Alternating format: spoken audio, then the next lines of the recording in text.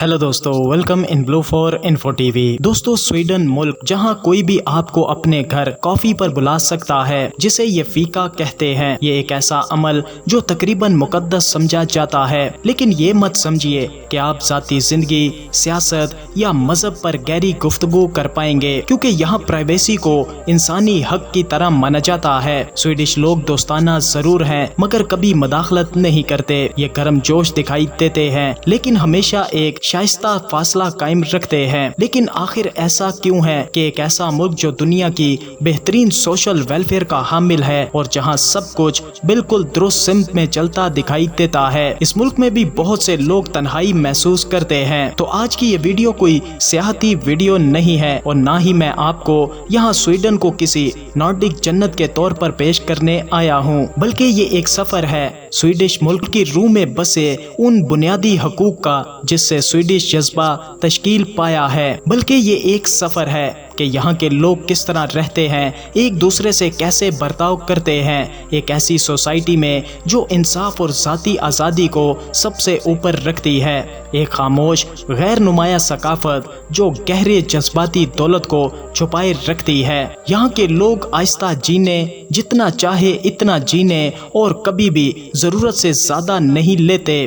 तो आज की इस वीडियो में मैं आपको इन सब पहलुओं के बारे में बताऊंगा कि कैसे स्वीडन सिर्फ एक तरक्की याफ्ता मुल्क नहीं बल्कि एक लाइफस्टाइल है जो दुनिया को अपने बारे में दोबारा सोचने पर मजबूर करता है। तो वीडियो में आगे बढ़ने से पहले अगर आपने अभी तक इस channel blue for info TV को सब्सक्राइब नहीं किया तो जल्दी से चैनल को सब्सक्राइब करके साथ बेल नोटिफिकेशन को भी ऑन कर दें। तो दोस्तों, स्वीडन के लोगों में एक ऐसी खासियत है जो अक्सर गैर मुल्कियों को हैरान कर देती है। वो बहुत कम बोलते हैं और हमेशा टकराव से बचते हैं। यहाँ खामोशी सर्द मिजाजी की अलामत नहीं बल्कि एहतराम का इजहार है। स्वीडन में दूसरों को तंग ना करना इखलाकी असूल समझा जाता है। ट्रेन में, सुपरमार्केट में, हत्ता के लाइन में खड़े होने के दौरान भी खामोशी आम रवैया है।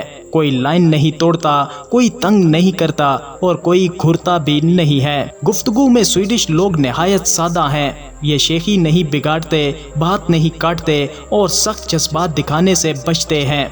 ये एक फलसफे हयात से जुड़े हैं। यहाँ के लोग खुद को दूसरों से बेहतर नहीं मानते। दर हकीकत ये दुनिया की सबसे सादा और गैर नुमाया सोसाइटीज में से एक है। और जब आप किसी स्वीडिश से पूछें आप कैसे हैं, तो एक सादा सा जवाब मिलता है, अच्छा हूँ, शुक्रिया। स्वीडन को दुनिया की सबसे इनफरादी माशरतों में शुमार किया जाता है, मगर इसका मतलब ये नहीं कि स्वीडिश लोग खुदगर्ज या अपने प्यारों से जज्बाती तौर पर दूर हैं। ये बस एक दूसरे पर जज्बाती इन्हिसार नहीं करते।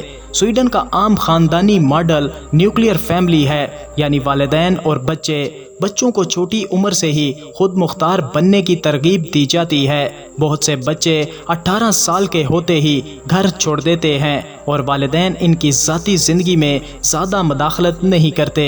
इसके बावजूद स्वीडन में ख़ानदानों के लिए दुनिया का सबसे मजबूत वेलफेयर सिस्टम है। दोनों वालिदैन के लिए तवील वालिदैन की छुट्टियाँ, मुफ्त तालीम और भरपूर माली मदद, हर चीज़ ये जाहिर करती है कि कम्युनिटी को गर्म रखने वाली दरअसल रियासत है।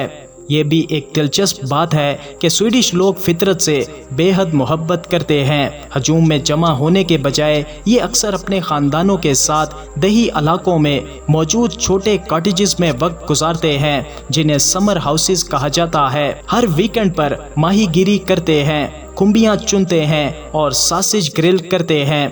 वालिदैन और बच्चों के दरमियान खामोशी से ताल्लुक बनाने का ये एक तरीका है। स्वीडिश सकाफत को समझने के लिए एक लफ्ज़ से आगाज करना जरूरी है। वो लफ्ज़ है लागोम, जिसका मतलब है जितना काफी हो, ना ज्यादा ना कम।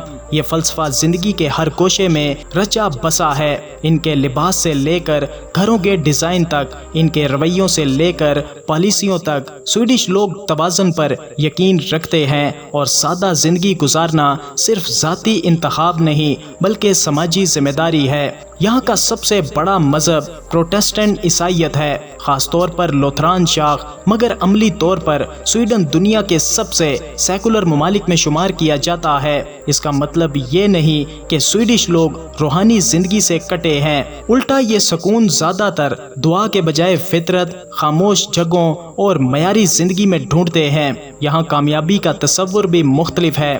یہ مہنگے گھروں یا گاڑیوں سے نہیں ناپا جاتا، بلکہ وقت پر قابو پانے، خاندان کے لیے لمحات نکالنے اور آزادانہ جینے سے ناپا جاتا ہے۔ دوستو، سویڈن کی سب سے مشہور تقریبات میں سے ایک مڈ سمر ہے، یعنی مڈ سمر فیسٹیول۔